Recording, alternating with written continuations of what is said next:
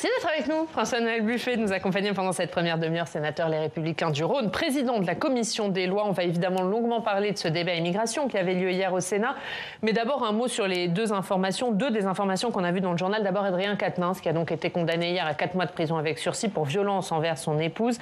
Dans un entretien à La Voix du Nord ce matin, il dénonce un lynchage médiatique. Il exclut de démissionner.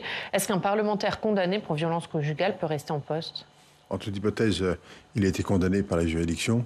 Il avait reconnu l'infraction. La décision a été prononcée hier. On n'a pas de commentaire à faire. Il prend 4 mois avec sursis. Il est donc pénalement condamné. Sur un plan strictement juridique, ça ne remet pas en cause son mandat de député. Il faut que l'infraction la peine soit beaucoup plus importante. Après, c'est une question personnelle, c'est une question d'éthique, c'est une question de gestion interne de la NUPS avec un de ses membres. Je crois qu'il a fait le choix d'une défense extrêmement offensive qui est en réalité extrêmement dangereuse. Quand on a été condamné pour des faits de cette nature-là, on essaye plutôt d'être discret de mon point de vue. Qu'est-ce qui est dans son entretien à La Voix du Nord? De parler de lynchage? Bien sûr, je pense d'accuser Gérald Darmanin qui porte plainte pour diffamation. L'acte est grave. Voilà, je pense qu'il ferait mieux de rester extrêmement discret plutôt que de réagir de la sorte. Mais bon, il a choisi une autre stratégie, je pense que c'est la mauvaise. Ensuite, les affaires internes de la NUPS, c'est leurs affaires internes. Mais maintenant, la condamnation pénale est passée, c'était le plus important. Le fait qu'ils reconnaissent et que la condamnation pénale soit passée, la justice est passée, c'est important, essentiel. L'autre actualité, c'est cette demi-finale, France-Maroc, et Emmanuel Macron qui se rendra au Qatar pour soutenir les Bleus. Il a raison d'y aller? Bien sûr qu'il a raison d'y aller. Il faut soutenir l'équipe de France. C'est d'abord une demi-finale de Coupe du Monde. C'est la possibilité pour la France d'obtenir une 3e étoile. Donc le président de la République doit aller soutenir l'équipe de France. Le reste, on en reparlera. Mais il faut en parler là. Est-ce qu'il doit aussi passer un message politique? Là, vous dites c'est le temps du mondial. Le message politique, ce sera pour après. Le message, il est à tous les moments, il est politique quand un président de la République se déplace. Donc il vient soutenir son équipe. Après, il dira ce qu'il a envie de dire. Mais c'est d'abord un événement sportif. Commençons par cela. Privilégions l'événement du moment. Mais il doit pas délivrer un message politique dès ce soir. S'il a envie de dire, il peut dire des choses. Il peut passer quelques messages tout de même. C'est pas interdit.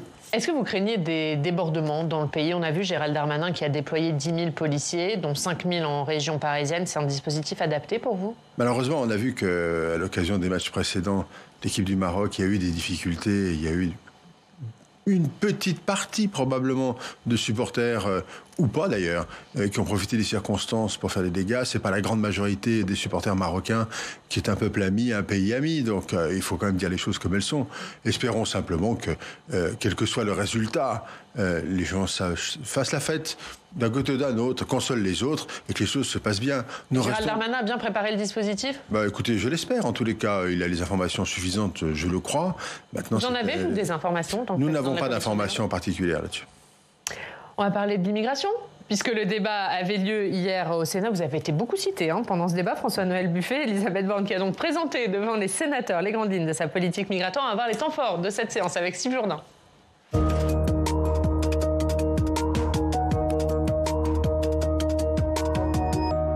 Bonjour Steve. Bonjour Yann, bonjour monsieur le sénateur. Bonjour. Et Steve, après un débat à l'Assemblée la semaine dernière, c'était donc au tour du Sénat hier d'avoir son débat immigration. Oui, pas de jaloux, un débat sans vote dans les deux chambres pour connaître les positions des uns et des autres en prévision de la loi immigration, cette loi qu'on nous annonce pour le début de l'année prochaine. Et comme à l'Assemblée nationale, Elisabeth Borne a tenu à présenter la philosophie du gouvernement en la matière. Écoutez-la. Une action fondée sur la volonté d'équilibre et la recherche d'efficacité. D'abord, agir sur les causes profondes de l'immigration, en lien avec les pays d'origine et de transit. Assurer ensuite le respect de nos frontières et de notre droit par des procédures plus rapides et des mesures d'éloignement mieux appliquées. Elisabeth Borne qui l'a confirmé hier, le projet de loi sera bien présenté et examiné d'abord au Sénat avant d'aller à l'Assemblée nationale. L'examen à la Chambre haute devrait débuter au mois de mars prochain. Sur le fond du projet, la séance d'hier ne nous a pas appris grand-chose. Le gouvernement a rappelé les deux grandes mesures qui devraient figurer dans le projet de loi. Tout d'abord, une accélération des procédures d'expulsion des étrangers clandestins et puis en même temps une régularisation des travailleurs sans papier dans les secteurs en tension, Yann. Et derrière, il y avait évidemment les réactions des différents groupes politiques. Comment ont-ils réagi? C'était le plus intéressant car ce gouvernement n'a qu'une majorité relative à l'Assemblée. Il va donc avoir besoin d'alliés au Parlement pour faire voter ce texte. Les communistes et les écologistes du Sénat ne devraient pas être de cela. Écoutez. Nous ne voulons pas de quotas et nous serons vigilants sur cette affaire de liste des métiers en tension. Le gouvernement serait prêt donc à accueillir des étrangers, mais à une condition, leur utilité. Pour nous, il ne doit pas s'agir de régulariser des pratiques d'exploitation patronale. Comment comprendre qu'un sujet de société important ne puisse être considéré comme réellement pris en charge qu'au travers d'une vision sécuritaire? Peut-être aurions-nous aimé voir et nous pencher sur la création d'un véritable ministère dédié à la politique de l'immigration, de l'accueil. Sans la gauche donc, mais sans doute avec les centristes. On rappelle que la majorité sénatoriale, c'est 145 sénateurs LR plus les 57 sénateurs du groupe Union centriste. Et ces derniers devraient aller dans le sens du gouvernement au moment de l'examen du projet de loi. Écoutez. L'immigration n'a pas vocation à être un fonds de commerce politique, mais à être régulée pour que le contrat social qui structure la France reste solide. François-Noël Buffet, avec les centristes sont donc pour le vote du texte, et sans vous, les Républicains? Écoutez, nous allons voir. Le gouvernement fait état de projets, en réalité de projets extrêmement ciblés. Il ne présente pas une politique migratoire globale prenant en compte l'ensemble des sujets qui doivent l'être, c'est-à-dire une cohérence globale. Quelle stratégie pour la France? Moi, je ne l'ai pas entendu hier. J'ai entendu des mesures particulières sur l'immigration économique, sur une forme de régularisation qui va se mettre en... Pas une forme, une dérégularisation qui pourrait se mettre en place, sur le fait de lutter contre l'immigration clandestine, et puis on s'en arrête là. Mais il n'y a pas de vision globale. Il n'y a pas de vision globale. C'est ce qu'on a essayé de faire passer comme message. Nous souhaitons, nous, une vision cohérente. Quelle immigration légale voulons-nous? Quelle priorité dans cette immigration légale? L'immigration économique, oui. À quelles conditions? Parce qu'elle doit être productive. Ça doit être une immigration qualifiée, comme le dit l'OCDE. Donc il faut donc organiser cela. Il faut aussi s'assurer du respect des valeurs de la République lorsqu'un étranger vient sur le territoire national. Alors justement, oui. Juste qu'on en parle, parce que ça concerne la délivrance des titres de séjour. Oui. Le gouvernement va poser des conditions, notamment le passage d'un examen de langue. Vous dites OK, mais il faut aller encore plus loin, c'est ça? Nous, on dit absolument, l'apprentissage de la langue est essentiel, fondamental, et puis en même temps, le respect des valeurs de la République. On a voté il y a quelques années, il y a 2 ans, un texte sur les valeurs de la République. Un grand renfort de publicité. Maintenant, il faut l'appliquer. Et l'appliquer, c'est demander à un étranger qui vient sur le territoire national de s'engager à respecter les valeurs de la République. Et concrètement, comment ça pourrait passer? Et donc, il peut y avoir un système de questionnaire, un système d'examen, de connaissance de ce qu'est la République française, de ce que sont les valeurs de la République française, de ce qu'elle protège, de ce qu'elle accepte, de ce qu'elle n'accepte pas, afin que chacun soit bien là en conscience. La conséquence, quelle est-elle? C'est que si on ne respecte pas cet engagement, eh bien, on ne peut pas rester sur le territoire national. Mais Gérald Darmanin en a parlé, ça, dans son discours. Oui, avec un niveau un peu inférieur à celui que je propose. Donc, alors, quelle est la différence? Lui aussi, il a dit qu'il fallait que les valeurs de la République soient prises en compte. Sur le principe, nous semblons être d'accord.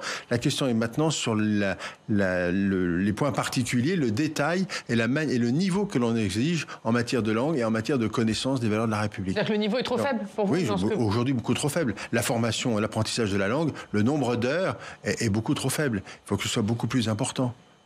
Et donc ça c'est essentiel. Si on n'arrive pas à faire cela, ça nécessite de l'argent et des moyens. On ne sert à rien et on perd notre temps. Donc ça, c'est l'immigration légale. Et puis sur l'immigration irrégulière, là, il faut simplifier les procédures. C'est essentiel. C'est l'objet du rapport que j'ai commis au mois de mai, basé sur un rapport qui a plu au gouvernement. Ce rapport, oui, apparemment, il satisfait beaucoup le gouvernement. Tant mieux, mais qu'il le prenne dans son intégralité. C'est ça l'enjeu. Mais là, qu'est-ce qui manque? Parce que la simplification des procédures, elle y est dans le. Il y a la simplification des procédures. Il y a aussi les moyens donnés aux services dans les préfectures pour mener ce qu'on appelle les opérations à 360 degrés. Qu'est-ce que ça veut dire? Ça veut dire qu'on va étudier, quand un étranger va se présenter, la préfecture étudiera toutes les possibilités qu'il a pour obtenir un titre de séjour ou ne pas l'obtenir d'ailleurs. Et donc de ce fait-là, en une seule fois, il n'y aura plus de discussion possible après de savoir je picore sur tel titre de séjour. Et ça y est pas, parce que là, si Gérald Darmanin dit qu'il va remettre des moyens dans les préfectures, c'est pas suffisant pour vous? On veut s'assurer qu'il y ait bien les moyens budgétaires et humains pour mener cette mission. Il y a une expérience qui a été faite à Angers. Elle n'est pas tout à fait concluante parce qu'ils n'ont pas eu tous les moyens pour le faire. Mais là, il faut aller vraiment au bout des choses. Le drame français, c'est qu'on a parfois des bonnes idées, mais qu'on ne se donne jamais les moyens d'aller au bout. Là, c'est absolument essentiel. Nous allons donc vérifier cela. Et puis, il y a l'immigration irrégulière, on le disait. La simplification des procédures, elle est fondamentale. Pour être efficace, il faut avoir des choses à la fois simples, bien évidemment, mais qui soient tenues fermement et exécutées fermement. Ça passe par des accords avec les pays sources. Donc, il faut mettre dans la loi visa contre laissez-passer consulaires, et il faut jumeler à cela l'aide au développement, mais qui ne relève pas du Parlement, qui relève directement du gouvernement. Et les deux, ensemble, menés à l'égard des pays, avec des conventions à signer avec les pays, il faut avancer là-dessus. Comme il faut avancer sur la réforme de l'aide médicale d'État. Ils ne veulent pas, mais pourtant il le faut. L'aide médicale d'État, c'est quasiment 1 milliard d'euros, avec des difficultés, un système juridique qui n'est pas bon. Il y a plus de 5000 personnes ont demandé l'aide médicale d'État alors qu'ils sont originaires des pays du G20. Tous les pays du G20 ont un système de soins qui existe. Qu'on discute évidemment pour une maladie extrêmement grave qui ne trouve pas de soins dans le pays d'origine, il n'y a pas de difficulté là-dessus. Mais sur des pays qui ont le soin, il faut que les gens puissent... Il faut restreindre cette aide médicale d'État. Bien sûr, il faut être beaucoup plus contraignant là-dessus. C'est comme pour... Il y a l'aide médicale d'État et puis il y a aussi les titres de séjour santé, c'est le point que j'évoquais, pardon. L'aide médicale d'État, c'est le panier de soins. Il y a le titre de séjour santé, je reviens, pardon, sur ce que je viens de vous expliquer. Et puis, l'aide médicale d'État, c'est le panier de soins. Il faut qu'il soit sur les soins d'urgence. Naturellement que la santé publique, il ne faut pas se tromper, il faut soigner les gens. Mais sur des soins d'urgence, parce qu'on ne peut pas... autrement, c'est aussi 1 milliard d'euros. Donc, et ce sont... Alors, je sais bien qu'on dit, il ne faut pas dire ça, mais ça constitue des filières d'immigration incroyables, pas tellement portées par les personnes, mais par les réseaux mafieux, qui profitent du système. Et en fait, qui profitent de la pauvreté des gens ou du fait de leur ignorance. Et ces réseaux-là se font un argent fou sur le dos de personnes qui sont, dans la grande majorité, une partie d'entre elles, parfaitement de bonne volonté, mais viennent détourner toutes les procédures. C'est comme pour l'asile, c'est la même chose. Sur les métiers en tension? Oui, comment vous savez. Le gouvernement propose aussi effectivement de régulariser les travailleurs sans papier dans les métiers en tension. C'est une bonne ou une mauvaise mesure, selon vous? Ça peut être ça peut être une bonne chose, ça peut être la pire des choses. La pire, parce que si on dit on régularise tout le monde, c'est ça crée là aussi un appel d'air. Et tous les gens vont se dire, bon, on va aller en France, on va trouver un boulot même si on n'est pas déclaré, et puis de toute façon on obtiendra un titre de séjour à un moment ou à un autre. Mais là-dessus, Elisabeth Borne dit exactement la même chose que vous. Ça fonctionne pas. Elle a dit c'est pas une régularisation massive, parce que sinon c'est un mauvais signal envoyé aux passeurs. Oui, mais enfin il a fallu quand même qu'on le dise avant et qu'on le rappelle avant. Effectivement, il y a une réalité, c'est qu'un certain nombre d'étrangers en situation irrégulière travaillent régulièrement. Dans les restaurants, dans les métiers en tension, dans les aides à la personne, dans tous les services que l'on connaît de cette nature. Et qui sont là depuis longtemps, et qui d'ailleurs pour certains d'entre eux ont fait famille, il faut dire les choses telles qu'elles sont, et pour lesquelles il n'y a pas de difficulté comportementale, si je puis dire. Il n'y a pas d'acte de délinquance, cela, je pense qu'il y a des critères à déterminer. C'est une bonne mesure et vous pouvez trouver un accord avec le gouvernement. Il faut se dire qu'on peut avancer là-dessus à certaines conditions et des conditions extrêmement précises. Mais quelles sont les conditions? Parce qu'on a l'impression que c'est un peu la ligne rouge, ça, pour les Républicains. Ça peut être la durée de présence sur le territoire, ça peut être le comportement, l'absence de condamnation pénale, par exemple, le respect des règles de la République, enfin tout ce que l'on vient de dire, et l'intégration finalement. Ce que vous dites, on a l'impression que Gérald Darmanin dit la même chose, donc ça coince. Oui, mais parce qu'on n'est pas très loin on n'est pas très loin de pouvoir être en accord là-dessus. La question, c'est comment on le fait et comment on s'assure que ce qui est fait est du cas par cas et pas du massif. Voilà, ça c'est vraiment pour moi la ligne rouge absolue. Si ça devait devenir une régularisation massive, ce serait non. Donc si les critères sont plus serrés, plus individualisés, là vous voterez la mesure. Oui, on peut. Et c'est la mesure qui pose problème, c'est-à-dire si cette mesure... Non, il y en a d'autres. Lesquelles? Il y a d'autres sujets. Le niveau de connaissance de la langue, de maîtrise de la langue, le niveau de connaissance que l'on exige des valeurs de la République, de ce qu'est la République française, de ses valeurs, ça il faut qu'on aille dans le détail. On ne peut pas laisser filer les choses comme ça. Les conséquences du non-respect de ceci, le renvoi, la capacité aujourd'hui à négocier avec les pays pour les retours et obtenir les laissez-passer consulaires, il y a une forme de petite volonté, on le sent bien, elle est affichée, est-elle réelle concrètement? C'est ce qu'on veut savoir. Et puis il y a l'asile, sur lequel l'asile continue d'être une procédure. Il faut protéger les réfugiés, enfin ceux qui le mettent, 35 000 par an, on les protège, il n'y a pas de doute là-dessus. Mais ça constitue pour les réseaux encore un moyen d'immigration irrégulière, puisque sur 130 000 ou 120 000 demandes, les 70 000 par an qui sont rejetés, en réalité restent sur le territoire. Ils ne repartent jamais. Donc ça, il faut le traiter. Juste les métiers en tension, ça pourrait concerner combien de personnes? Parce que Gérald Darmanin dit quelques milliers. Oui, quelques milliers, je ne suis pas capable de vous dire très précisément, mais ça peut aller très très vite. Vous savez, c'est la restauration, c'est l'hôtellerie, c'est les services à la personne. Il y a beaucoup de métiers dans les travaux publics. Il y a beaucoup de métiers. Je vais bientôt rencontrer le patronat sur ce sujet-là, parce que je veux en savoir plus, et j'ai un rendez-vous dès la semaine prochaine. Un dernier mot, Steve? Oui, c'est la 21e loi immigration en 30 ans. Ça n'a pas de fin? Mais c'est bien le problème. C'est que 21 lois en 30 ans, c'est une loi tous les 16 mois à peu près, ça ne tient pas debout. C'est pour ça que nous voulons... Mais est-ce que c'est vraiment efficace? Parce qu'on voit... Voilà, la preuve que non. La preuve, si c'était efficace, on n'aurait pas fait 21 textes. Donc, c'est la raison pour laquelle je veux un texte global qui soit cohérent du début jusqu'à la fin sur tous les sujets pour essayer de fixer une règle et une stratégie que la France adopterait et qu'ensuite elle déclinera thématique. On a l'impression que tous les gouvernements le font depuis 30, tous 40, les gouvernements font des choses finalement assez partielles. On réagit à des soubresauts, à des situations. L'Ocean Viking, par exemple, est une situation qui n'aurait jamais dû exister. Quand bien même le bateau accoste au port de Toulon, l'organisation derrière, des services de la préfecture, des services de justice, la procédure, manifestement, ça n'a pas été anticipé, ça n'aurait jamais dû avoir lieu. Ça aurait dû être anticipé, préparé, et on aurait dû avoir ce qu'on appelle dans toutes les situations une gestion de crise. Ça n'a pas été fait, résultat des courses. Mais est-ce que notre droit aujourd'hui est fait pour ce type de situation? Parce que là, on a quand même eu 200 personnes qui sont arrivées d'un coup avec des examens à faire très rapidement. Le droit n'est pas tout à fait adapté dans les délais qui sont imposés, mais on pouvait compenser dans l'urgence par un nombre de magistrats plus nombreux. Voilà. Un dernier mot sur ce texte, le fait qu'Elisabeth Borne confirme hier qu'il sera d'abord examiné au Sénat, c'est un bon signal qu'il vous envoyait? C'est toujours une bonne chose de venir en premier dans le Sénat. Et quand elle dit... Parce que c'est la Chambre qui travaille et qui a des choses à dire. Et qu'elle a peut-être besoin aussi des Républicains. Oui, nous ne sommes pas dupes. Il y a des raisons aussi politiques à cela. Bon, donc quand elle dit au Sénat, nous partons sur des bases solides, je crois que les objectifs peuvent nous rassembler, elle voit juste? C'est une déclaration d'intention. On verra si ça se traduit dans des accords possibles ou pas. Il n'y a pas que le Sénat qui vote, vous savez qu'il y a aussi l'Assemblée nationale dans des circonstances différentes. Mais en tous les cas, nous, on fera le travail. Vous comprendrez un 49.3 sur ce texte? Le choix maintenant est compliqué. C'est soit l'immigration, soit la sécurité sociale. Soit la retraite, pardon. Sauf si elle le passe par un texte budgétaire. Sauf si elle le passe par... ça, on verra. Mais en tous les cas, ce qui est certain, c'est qu'on tiendra notre ligne. Et on défendra notre ligne. Merci Steve. À tout à l'heure, on parlera de foot et de la victoire française ce soir. Ça vous plaît. Tout à l'heure Steve. On va aller voir l'actualité chez vous à Lyon. Maintenant, François-Noël Buffet, on retrouve Alexis André, directeur de la publication de Lyon Mag. Bonjour Alexis, merci beaucoup d'être avec nous. On va parler du Conseil de la métropole de Lyon avec vous qui avait lieu en début de semaine et vous y revenez dans Lyon Mag.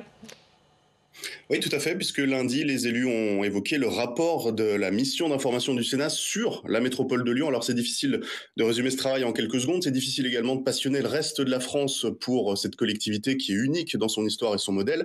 Alors, ce que vos collègues sénateurs ont pu constater, François-Noël Buffet, c'est notamment que même dans notre agglomération, les habitants avaient un vrai problème de sentiment d'appartenance et de lisibilité de la métropole, ses compétences, ses frontières. On a du mal à s'y retrouver. Donc, vous avez fait une série de recommandations, déplacer les élections métropolitaines ou encore parachever la scission avec le département du Rhône. Alors vous évoquez surtout dans le rapport le côté administratif de la chose avec une nouvelle préfecture, une nouvelle maison départementale des personnes handicapées. Mais pour moi, par exemple, habitant de la métropole, qui aux yeux de la Poste, de l'administration, habite en réalité toujours dans le 69, est-ce que c'est pas avec moi qu'il faut commencer pour que je comprenne bien que je ne suis plus un rhodanien depuis déjà quelques années ?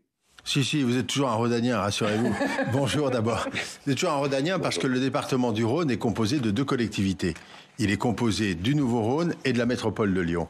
Mais le département du Rhône, administrativement, reste unique. Donc vous êtes, je suis, nous sommes des rhodaniens.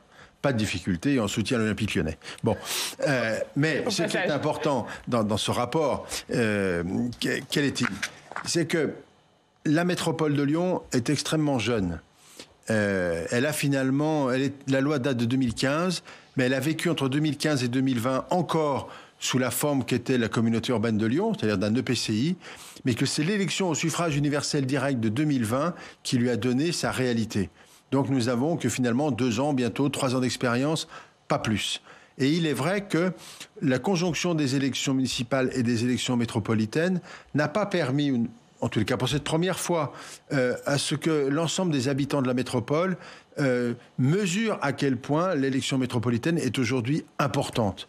Elle est importante parce que la métropole, c'est une collectivité que l'on appelle sui generis, qui a pris les compétences du département du Rhône et qui finalement est une collectivité qui se rapproche plus aujourd'hui, en théorie, d'une forme départementale que d'un EPCI. Et elle a des compétences extrêmement larges et avec des moyens extrêmement importants. On l'a encore vu lundi à l'occasion du débat d'orientation budgétaire.